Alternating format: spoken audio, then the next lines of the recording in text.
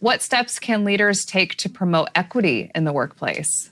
I think the pieces that every leader needs to take into consideration are, when they look around the table that is their team, whatever table that is, are they looking at all of the folks that are there and making sure they have different voices, different perspectives from an equity, looking at equity. I think it's also understanding each individual. When you sit down and start talking to a team member, understanding what are their challenges, what are the things that are important to them, and being able to say, okay, what can we as a team, to Jackie's point, not just looking at the majority, but the outliers, the folks that maybe have not been heard or don't have the biggest voice. How are we making sure that we take care of them and bring them along as well?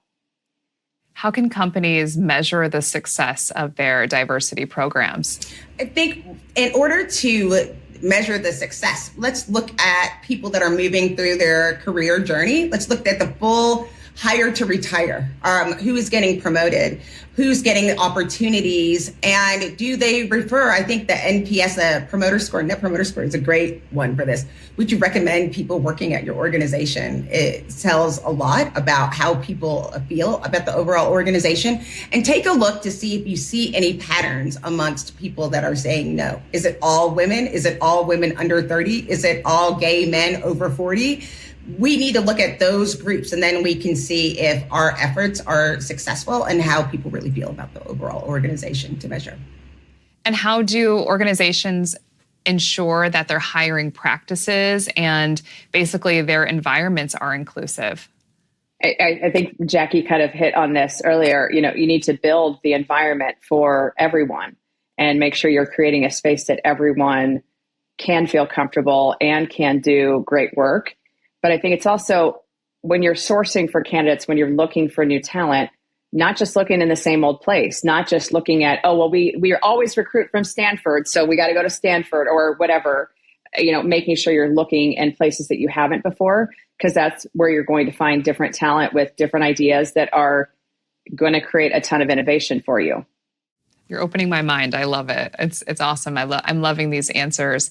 And what are some ways to celebrate and recognize the diverse cultures within an organization? You can go to celebrate parts of the organization. You can just acknowledge. It's starting to have an acknowledgement. See where you're putting your money. And what are you sponsoring? What are you hosting? Where are you putting your energy? But the biggest way to celebrate is holding people accountable.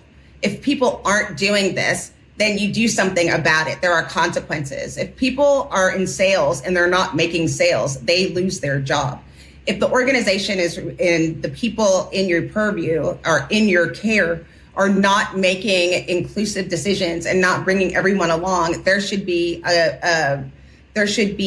accountability there, whether it's them losing their job, not receiving bonuses, or not getting promoted. That's the biggest way to celebrate, and making sure that the voices are being heard and you're giving people a platform. That's ultimately the best way. Nobody wants balloons if I can't get a raise and I can't get promoted. I don't care about your freaking rainbow, logo for the month. It doesn't make a difference if I can't later then know that you're taking those efforts and making sure that I have a place to go and that this is a fair place to be. That's the ultimate celebration. I will add, from a celebration perspective, food, because Jackie and I do like food. And so if there's food to celebrate a culture or a group, we will also vote for that every time.